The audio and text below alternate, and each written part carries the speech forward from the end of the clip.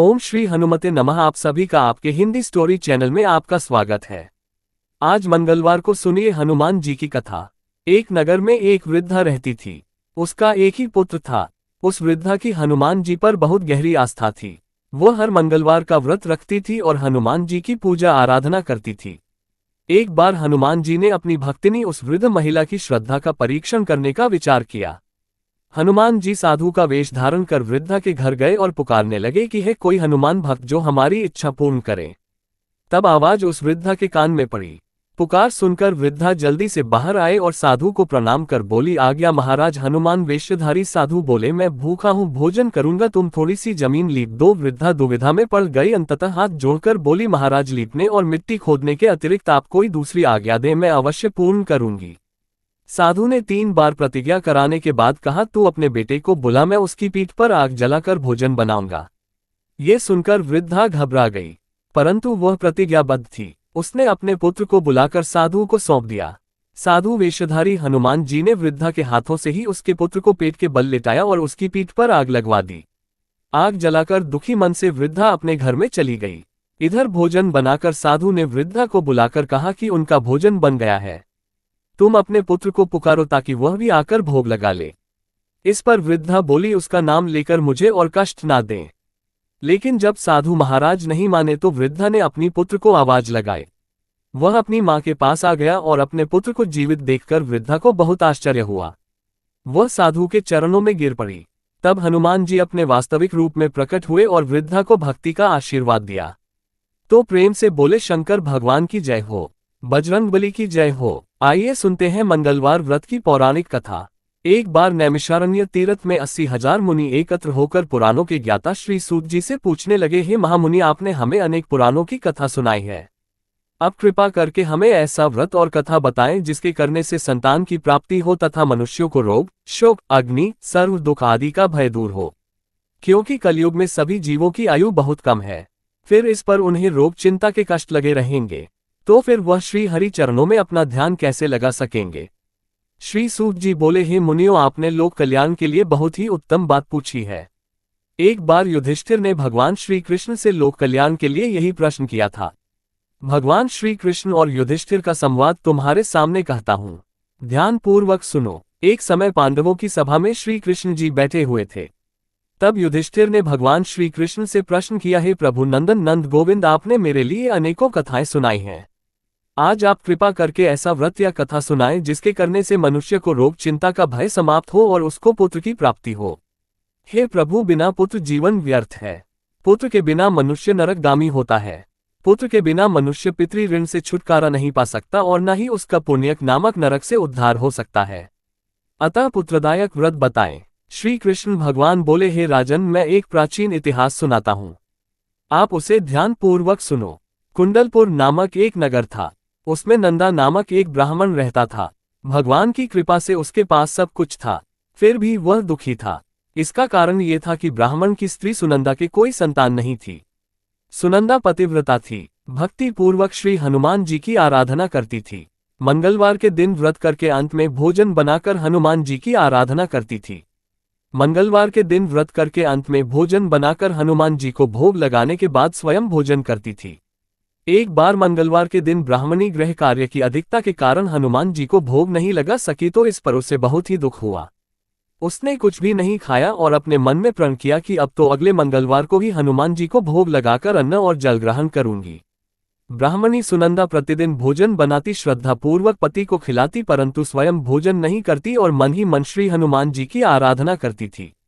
इसी प्रकार 6 दिन गुजर गए और ब्राह्मणी सुनंदा अपने निश्चय के अनुसार भूखी प्यासी निराहार रही।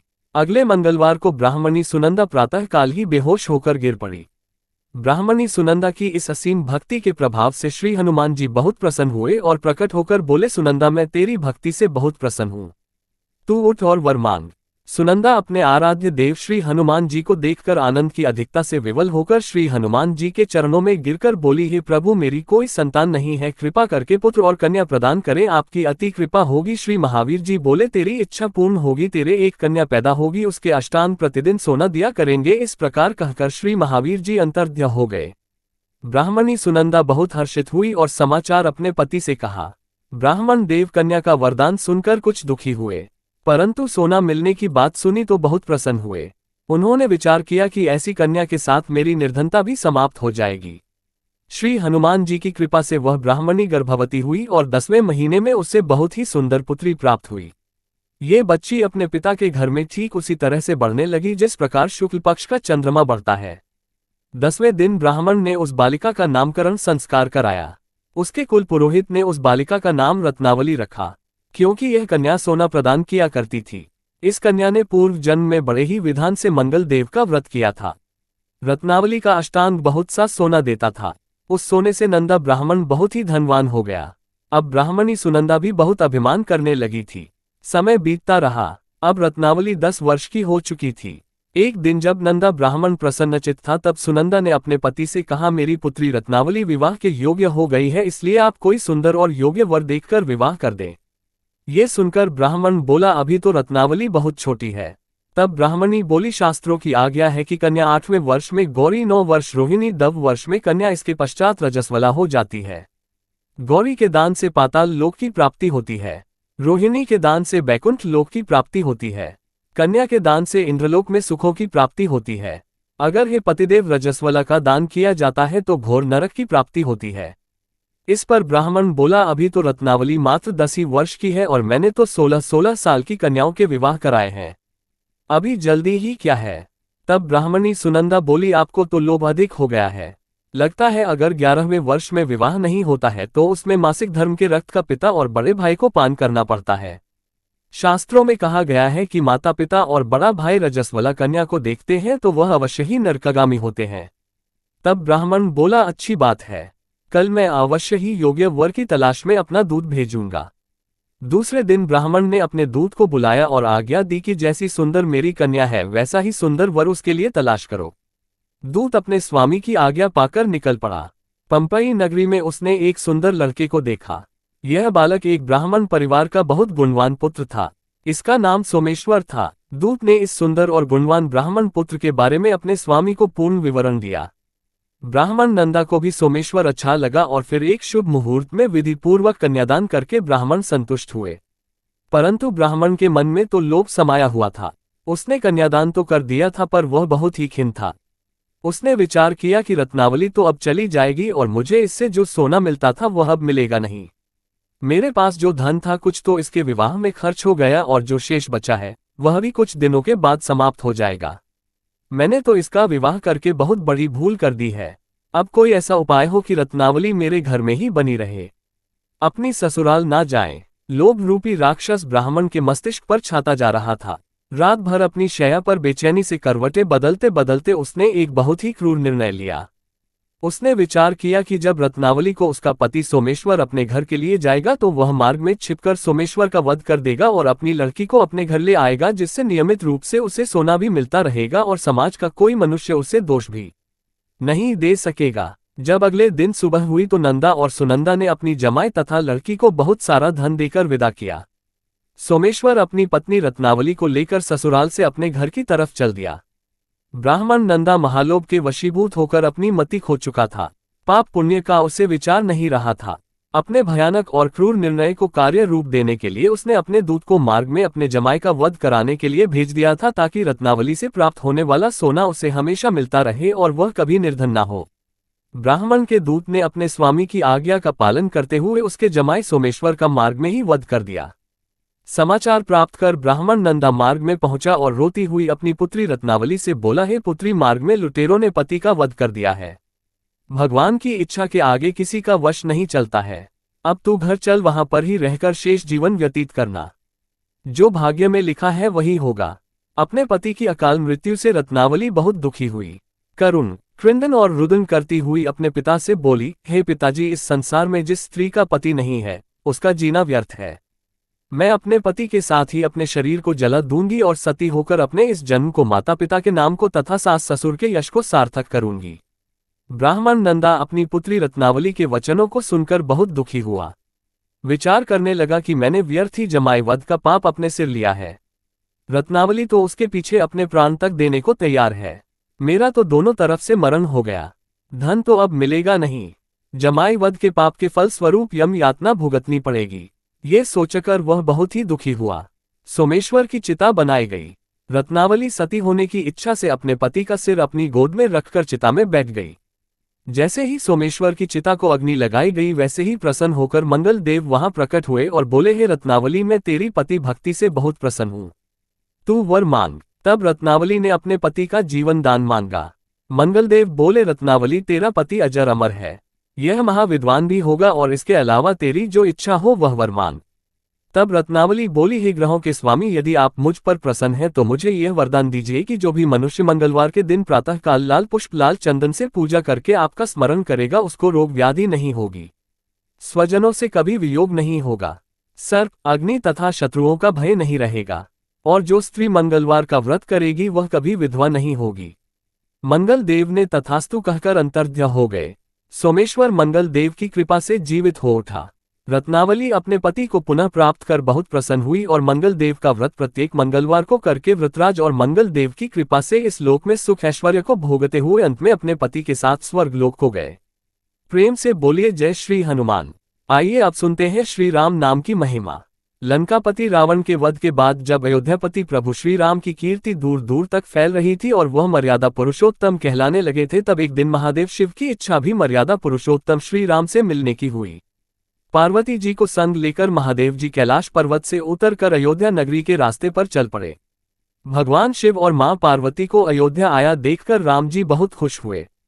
माता जानकी ने उनका उचित आदर सत्कार किया और स्वयं भोजन बनाने के लिए रसोई में चली गई। इस बीच भगवान शिव ने श्री राम जी से पूछा, आपके सेवक हनुमान जी दिखाई नहीं दे रहे हैं। तब श्री राम बोले, वे बगीचे में हैं। शिव जी ने श्री राम जी से बगीचे में जाने की अनुमति मांगी और पार्वती जी का हाथ थामकर बगीचे में आ गए। बगीचे की खूबसूरती देखकर उनका मन मोहित हो गया। आम के एक घने वृक्ष के नीचे हनुमान जी दीन दुनिया से बेखबर गहरी नींद में सोए हुए थे और एक लय में खर्राटों से राम नाम की ध्वनि उठ रही थी। चकित होकर शिवजी और माता पार्वती एक दूसरे की ओर देखने लगी। माता पार्वती मुस्कुरा उठी और वृक्ष की डालियों की ओर इशारा किया। राम नाम सुनकर पेड़ की डालियां भी झूमने लगी थी और इनके बीच से भी राम नाम उच्चारित हो रहा था। शिवजी इस राम नाम की धुन में मस्त मगन होकर खुद भी राम राम कहकर नाचने लगे। माता पार्वती जी ने भी अपने पति का अनुसरण किया और अपने कोमल पैर थिरकाने लगी। शिवजी और माता पार्वती जी के नृत्य से ऐसी झनकार उठी कि स्वर्ग लोक के देवता गण भी आकर्षित होकर बगीचे में आ गए और राम नाम की धुन में सभी मस्त हो गए।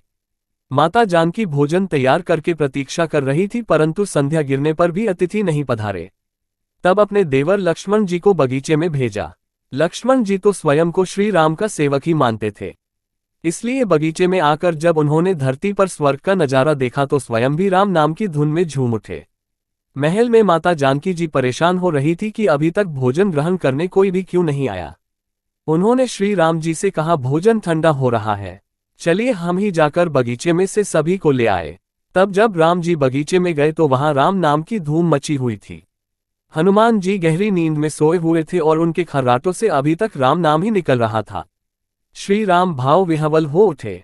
राम जी ने हनुमान जी को नींद से जगाया और प्रेम से उनकी तरफ निहारने लगे। हनुमान जी प्रभु को आया देखकर शीघ्रता से उठकर खड़े हो गए। नृत्य की सभा भंग हो गई। शिव जी खुले कंठ से हनुमान जी की राम भक्ति की सराहना करने लगे। हनुमान जी सकुचाए लेकिन मन ही मन खुश हो रहे थे। श्री सियाराम ने भोजन करने का आग्रह भगवान शिव जी से किया। सभी लोग महल में भोजन करने के लिए चल पड़े। माता जानकी जी भोजन परोसने लगी। हनुमान जी को भी श्री राम जी ने पंक्ति में बैठने का आदेश दिया। हनुमान जी बैठ तो गए, परंतु आदत ऐसी थी कि राम जी के भोजन परोसने के उपरांत ही सभी लोग भोजन करते थे। आज श्री राम के आदेश से पहले भोजन करना पड़ रहा था। माता जानकी हनुमान जी को भोजन परोसती जा रही थी, परंतु हनुमान जी का पेट ही नहीं भर रहा था। सीता जी कुछ समय तक तो उन्हें भोजन परोसती रही, फिर समझ गई कि इस तरह से तो हनुमान जी का पेट नहीं भरेगा। उन्होंने तुलसी के एक पत्ते पर राम नाम लिखा और भोजन के साथ हनुमान जी को परोस दिया। तुलसी पत्र खाते ही हनुमान जी को संतुष्टि मिली और वह भोजन खाकर उठकर खड़े हो गए। भगवान शिव शंकर ने प्रसन्न होकर हनुमान जी को आशीर्वाद दिया कि आपकी राम भक्ति युगों युगों तक याद की जाएगी और आप संकट मोचन के नाम से जाने जाएंगे। आइए अब सुनते हैं राम नाम की महिमा की दूसरी कहानी। महादेव जी को एक बार बिना कारण के किसी को प्रणाम करते देखकर पार्वती जी ने पूछा, आप किसको प्रणाम करते रहते हैं? तब शिव जी ने अपनी धर्मपत्नी पार्वती जी से कहा कि हे देवी, जो व्यक्ति एक बार राम कहता है उसे मैं 3 बार प्रणाम करता हूँ। पार्वती जी ने एक बार शिव जी से पूछा, आप शमशान में क्यों जाते हैं और यह चिता की भस्म शरीर पर क्यों लगाते हैं? उसी समय शिव जी पार्वती जी को शमशान ले गए। वहां एक शव अंतिम संस्कार के लिए लाया गया। लोग राम नाम सत्य है कहते हुए शव को ला रहे थे। शिव जी ने कहा कि देखो पार्वती, इस शमशान की ओर जब लोग आते हैं तो राम नाम का स्मरण करते हुए आते हैं, और इस शव के निमित्त से कई लोगों के मुख से मेरा अति प्रिय दिव्य राम नाम निकलता है। उसी को सुनने मैं शमशान में आता हूं और इतने लोगों के मुख से राम नाम का जप करवाने में निमित्त बनने वाले इस शव का मैं सम्मान करता हूं, प्रणाम करता हूं और अग्नि में जलने के बाद उसकी भस्म को अपने शरीर पर लगा लेता हूं। राम नाम बुलवाने वाले के प्रति मुझे इतना प्रेम है। एक बार शिव जी कैलाश पर पहुंचे और पार्वती जी से भोजन मांगा। तब पार्वती जी विष्णु सहस्त्र नाम का पाठ कर रही थी। पार्वती जी ने कहा, अभी पाठ पूरा नहीं हुआ है, कृपया थोड़ी देर प्रतीक्षा कीजिए। तब शिव जी ने कहा कि इसमें तो समय और श्रम दोनों लगेंगे। संत लोग जिस तरह से सहस्त्र नाम को छोटा कर लेते हैं और नित्य जपते हैं, वैसा उपाय कर लो। तो पार्वती जी ने पूछा कि वो उपाय कैसे करते हैं, मैं सुनना चाहती हूँ। तो शिव जी ने बताया, केवल एक बार राम कह लो, तुम्हें सहस्त्र नाम भगवान के 1000 नाम लेने का फल मिल जाएगा। एक राम नाम 1000 दिव्य नामों के समान है। तब पार्वती जी ने वैसा ही किया। भगवान बोले, श्री राम राम रामेति रमे रामे मनोरमे सहस्त्र नाम तत्तुल्यम राम नाम वरान्य। ये राम नाम सभी आपदाओं को हरने वाला, सभी संपदाओं को देने वाला दाता है, सारे संसार को विश्राम या शांति प्रदान करने वाला है, इसलिए मैं इसे बार बार प्रणाम करता हूँ।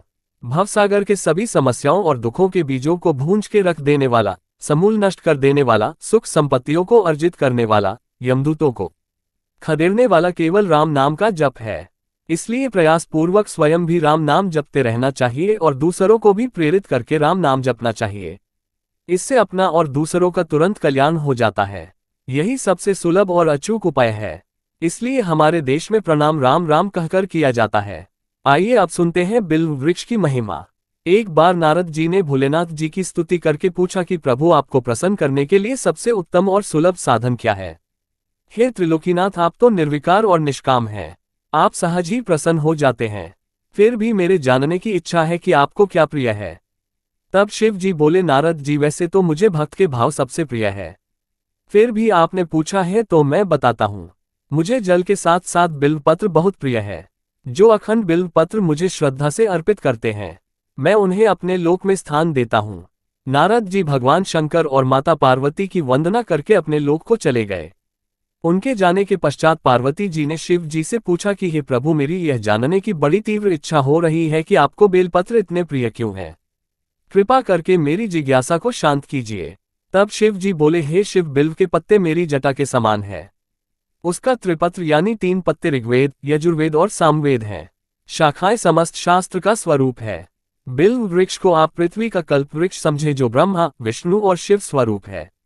हे पार्वती, स्वयं महालक्ष्मी जी ने शैल पर्वत पर बिल्व वृक्ष रूप में जन्म लिया था। इस कारण भी बेल का वृक्ष मेरे लिए अति प्रिय है। महालक्ष्मी जी ने बिल्व का रूप धरा। ये सुनकर पार्वती जी कौतूहल में पड़ गई और पार्वती जी कौतूहल से उपजी जिज्ञासा को रोक ना पाए। उन्होंने पूछा, देवी लक्ष्मी ने आखिर बिल्व वृक्ष का रूप क्यों लिया? आप ये कथा विस्तार से कहें। तब भोलेनाथ ने देवी पार्वती जी को कथा सुनाना आरंभ किया। हे देवी, सतयुग में ज्योति रूप में मेरे अंश का रामेश्वर लिंग था।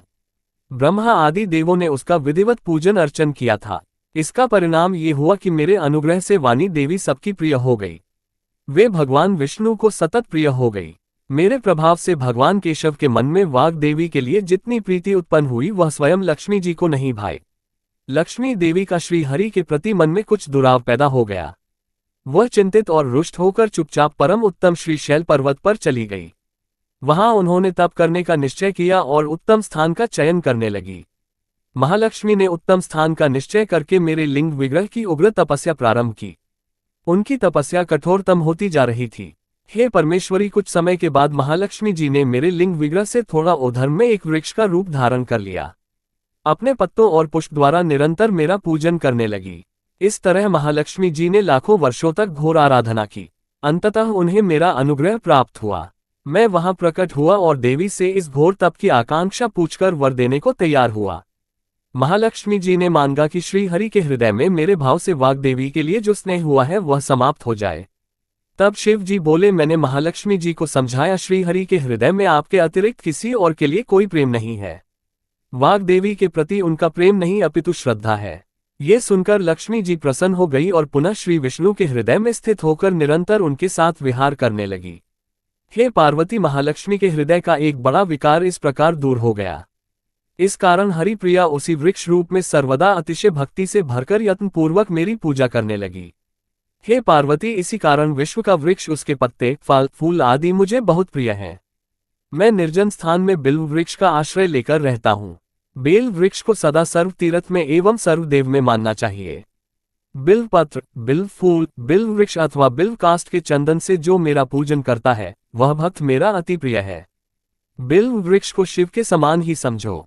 वह मेरा शरीर है जो बिल्व पर चंदन से मेरा नाम अंकित करके मुझे अर्पण करता है। मैं उसे सभी पापों से मुक्त करके अपने लोक में स्थान देता हूँ। हे देवी, उस व्यक्ति को स्वयं लक्ष्मी जी भी नमस्कार करती हैं जो मेरा पूजन करते हैं। जो बिल्व मूल में प्राण छोड़ता है उसको रुद्र देह प्राप्त होता है और ऐसे मनुष्य पर सदैव ही माता लक्ष्मी की कृपा रहती है और साथ ही साथ भगवान नारायण की कृपा भी उन पर सदैव बनी रहती है। प्रेम से बोलिए भगवान शिव और माता पार्वती की जय। आइए आप सुनते हैं मंगलवार को सुनी जाने वाली मंगला गौरी माता की पौराणिक कथा। कुरु देश में श्रुतकीर्ति नामक एक विद्वान कीर्तिशाली शत्रुओं का नाश करने वाला 64 कलाओं का ज्ञाता तथा धनुर्विद्या में कुशल राजा हुआ था। पुत्र के अलावा अन्य सभी शुभ चीजें उस राजा के पास थी। इसलिए वह राजा संतान के विषय में अत्यंत चिंतित हुआ और जब ध्यानपूर्वक देवी की आराधना करने लगा तब उसकी कठोर तपस्या से देवी प्रसन्न हो गई और उससे यह वचन बोली कि हे सुव्रत, वर मांगो। तब श्रुतकीर्ति बोला, हे देवी, यदि आप मुझ पर प्रसन्न हो तो मुझे सुंदर पुत्र दीजिए। हे देवी, आपकी कृपा से अन्य किसी भी वस्तु का अभाव नहीं है। तब उसका यह वचन सुनकर पवित्र मुस्कान वाली देवी ने कहा, राजन, तुमने अत्यंत दुर्लभ वर मांगा है, फिर भी कृपा वर्ष मैं तुम्हें अवश्य दूंगी। किंतु हे राजन सुनिए, यदि परम गुण पुत्र चाहते हो तो वह केवल 16 वर्ष तक जीवित रहेगा और यदि रूप तथा विद्या से पुत्र चाहते हो तो दीर्घजीवी होगा। देवी का ये वचन सुनकर राजा चिंतित हो उठा और पुनः अपनी पत्नी से परामर्श करके उसने गुणवान तथा सभी शुभ लक्षणों से संपन्न 16 वर्ष की आयु वाला पुत्र मांगा। तब देवी ने भक्ति संपन्न राजा से कहा, हे नृपनंदन, मेरे मंदिर के द्वार पर आम का वृक्ष है, उसका एक फल लाकर मेरी आज्ञा से अपनी पत्नी को उसे भक्षण हेतु प्रदान करो, जिससे वह शीघ्र ही गर्भ धारण करेगी, इसमें संदेह नहीं है। प्रसन्न होकर राजा ने वैसा ही किया और उसकी पत्नी ने गर्भ धारण कर लिया। 10वें महीने में उसने देवतुल्य सुंदर पुत्र को जन्म दिया। तब हर्ष तथा शोक से युक्त राजा ने बालक का जात कर्म आदि संस्कार किया और शिव का स्मरण करते हुए उसका नाम चिरायु रखा। इसके बाद पुत्र के 16 वर्ष के होने पर पत्नी सहित राजा चिंता में पड़ गए और वे विचार करने लगे कि यह पुत्र बड़े कष्ट से प्राप्त हुआ है और मैं इसकी दुखद मृत्यु अपने ही सामने कैसे देख सकूंगा। ऐसा विचार करके राजा ने पुत्र को उसके मामा के साथ काशी भेज दिया। प्रस्थान के समय राजा की पत्नी ने अपने भाई से कहा कि आप मेरे पुत्र को काशी ले जाइए। मैंने भगवान मृत्युंजय से पूर्व में पुत्र के लिए प्रार्थना की थी और कहा था कि हे विश्वेश, आप जगतपति की यात्रा के लिए मैं उस पुत्र को अवश्य भेजूंगी, अतः आप मेरे पुत्र को आज ही ले जाए और सावधानी पूर्वक इसकी रक्षा कीजिएगा। अपनी बहन की यह बात सुनकर भांजे के साथ वह चल पड़ा। कई दिनों तक चलते चलते वह आनंद नामक नगर में पहुंचा। वहां सभी प्रकार की समृद्धियों से संपन्न वीरसेन नाम वाला राजा रहता था। उस राजा की एक सर्वलक्षण संपन्न युवावस्था प्राप्त मनोहर और रूप लावण्यमय मंगला गौरी नामक कन्या थी। उत्तम सौंदर्य अभिवृद्धि को प्राप्त वह कन्या किसी समय सखियों के साथ नगर के उपवन में क्रीड़ा करने के लिए गई हुई थी। उसी समय वह चिरायु तथा उसका मामा वे दोनों भी वहां पहुंच गए और उन कन्याओं को देखने की लालसा से वहीं विश्राम करने लगे। इसी बीच विनोद पूर्वक क्रीड़ा करती हुई उन कन्याओं में से किसी एक ने कुपित होकर राजकुमारी को राणा ये कुपचिन कह दिया। तब उस अशुभ वचन को सुनकर राजकुमारी ने कहा कि तुम अनुचित बातें क्यों बोल रही हो, मेरे कुल में तो इस प्रकार की कोई नहीं है। मंगला गौरी की कृपा से तथा उनके व्रत के प्रभाव से विवाह के समय जिसके सर पर मेरे हाथ से अक्षत पड़ेंगे, हे सखी, वह यदि अल्पायु वाला भी होगा तो भी चिरंजीवी हो जाएगा। इसके बाद वे सभी कन्याएं अपने अपने घर चली गई। उसी दिन राजकुमारी का विवाह था। बालिक देश के दृढ़ नामक राजा के सुकेत नाम वाले पुत्र के साथ उसका विवाह निश्चित किया गया था। वह सुकेत विद्याहीन कुरूप तथा बहरा था।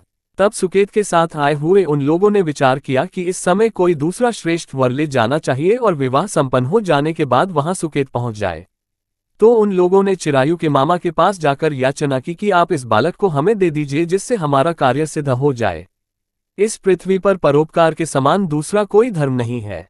तब उनकी बात सुनकर चिरायु का मामा मन ही मन बहुत प्रसन्न हुआ, क्योंकि इसने उपवन में पहले ही कन्या मंगला गौरी की बात सुन ली थी। फिर भी उसने एक बार कहा कि आप लोग इसे किस लिए मांग रहे हैं? कार्य की सिद्धि हेतु वस्त्र अलंकार आदि मांगे जाते हैं, वर तो कहीं भी नहीं मांगा जाता। तथापि आप लोगों का सम्मान रखने के लिए मैं इसे दे रहा हूं। इसके बाद चिरायु को वहां ले जाकर उन लोगों ने विवाह संपन्न कराया। सप्तपदी आदि के हो जाने पर रात्रि में शिव पार्वती की प्रतिमा के समक्ष उस चिरायु ने हर्षयुक्त होकर मंगला गौरी के साथ शयन किया। उसी दिन चिरायु के 16 वर्ष पूर्ण हो चुके थे और अर्धरात्रि में साक्षात कालसर्प रूप में वहां आ गया। इसी बीच संयोगवश राजकुमारी जाग गई। उसने उस महासर्प को वहां देखा और वह भय से व्याकुल होकर कांपने लगी। तभी उस कन्या ने धैर्य धारण किया, 16 उपचारों से सर्प की पूजा की और पीने के लिए उसे दूध दे दिया। उसने दीनता भरी वाणी में उस सर की प्रार्थना की और स्तुति की। मंगला गौरी प्रार्थना करने लगी कि मैं उत्तम व्रत को करूंगी जिससे मेरे पति जीवित रहे। ये जिस तरह से चिरकाल तक जीवित रहे आप वैसा कीजिए। इतने में सर्प वहां स्थित एक कमंडल में प्रवेश कर गया और उस मंगला गौरी ने अपनी कंचुकी से उस कमंडल का मुंह बांध दिया। इसी बीच उसका पति अंगड़ाई लेकर जाग गया और अपनी पत्नी से बोला, हे प्रिय, मुझे भूख लगी है। तब वह अपनी माता के पास जाकर खीर लड्डू आदि ले आए और उसके द्वारा दिए भोज्य पदार्थ को उसने प्रसन्न मन होकर खाया। भोजन के बाद हाथ धोते समय उसके हाथ से अंगूठी गिर पड़ी। तांबूल खाकर वह पुनः सो गया। उसके बाद मंगला गौरी कमंडल को फेंकने के लिए जाने लगी। विधि की कैसी गति है कि उस कमंडल में से बाहर की ओर जगमग करती हुई हार को देखकर वह आश्चर्यचकित हो गई। घट में स्थित उस हार को उसने अपने कंठ में धारण कर लिया। इसके बाद कुछ रात शेष रहते ही चिरायु का मामा आकर उसे ले गया। इसके बाद वर पक्ष के लोग सुकेत को वहां ले आए। उसे देखकर मंगला गौरी ने कहा कि यह मेरा पति नहीं है। तब उन सभी ने उससे कहा कि हे शुभे, तुम ये क्या बोल रही हो? यहाँ तुम्हारा कोई परिचायक हो तो उसे हम लोगों को बताओ। मंगला गौरी बोली, जिसने रात में 9 रत्नों से बनी अंगूठी दी है उसकी अंगुली में इसे डालकर परिचायक निशानी देख ले। मेरे पति ने रात्रि में मुझे जो हार दिया था उसके रत्नों का समुदाय कैसा है, उस बात को ये बताएं। ये तो कोई अन्य ही है। इसके अलावा रात में परस्पर भाषण तथा भोजन आदि जो कुछ किया गया था उसे भी ये बता दें। तब ये निश्चय ही मेरे पति हैं। इस प्रकार उसका वचन सुनकर सभी ठीक है कहने लगे। किंतु जब एक भी बात ना मिली तब सभी ने सुकेत को उसका पति होने से निषिद्ध कर दिया और वरपक्ष वाले जिस तरह से आए थे उसी तरह से चले गए। उसके बाद अपने वंश को बढ़ाने वाली महान यश से संपन्न तथा परम मनस्वी मंगला गौरी के पिता ने अन्नपान आदि का सत्र चलाया। उन्होंने वरपक्ष का वृतांत कानो कान सुन लिया कि स्वरूप से कुरूप होने के कारण लोगों के द्वारा किसी अन्य को वर के रूप में आदर पूर्वक लाया गया था। तब उन्होंने अपनी कन्या को पर्दे के भीतर बिठा दिया। उसके बाद 1 वर्ष बीतने पर यात्रा करके चिरायु अपने मामा के साथ ये देखने आया कि विवाह के बाद वहां क्या हुआ। तब भीतर से उसे देखकर वह मंगला गौरी अत्यंत प्रसन्न हुई और माता पिता से बोली कि मेरे पति आ गए हैं। तब राजा ने अपने स्वजनों को बुलाकर पूर्व में कहे गए सभी परिचायकों को निशानी को देकर मंद मुस्कान वाली अपनी कन्या चिरायु को सौंप दी। राजा ने शिष्ट जनों को साथ लेकर विवाह का उत्सव कराया। इसके बाद राजा वीरसेन ने वस्त्र, आभूषण आदि, सेना, घोड़े, रथ और अन्य भी बहुत सी सामग्रियां देकर उन्हें विदा किया। उसके बाद कुल को आनंदित करने वाला वह चिरायु पत्नी तथा मामा को साथ लेकर सेना के साथ अपने नगर पहुंचा। लोगों के मुख से उसे आया हुआ सुनकर उसके माता पिता को विश्वास नहीं हुआ। उन्होंने सोचा कि प्रारब्ध अन्यथा कैसे हो सकता है। इतने में वह अपने माता पिता के पास आ गया और स्नेह से परिपूर्ण वह चिरायु भक्ति पूर्वक उनके चरणों में गिर पड़ा। तब अपने पुत्र का मस्तक सूंघकर उन दोनों ने परम आनंद प्राप्त किया। पुत्र वधू मंगला गौरी ने भी सास ससुर को प्रणाम किया।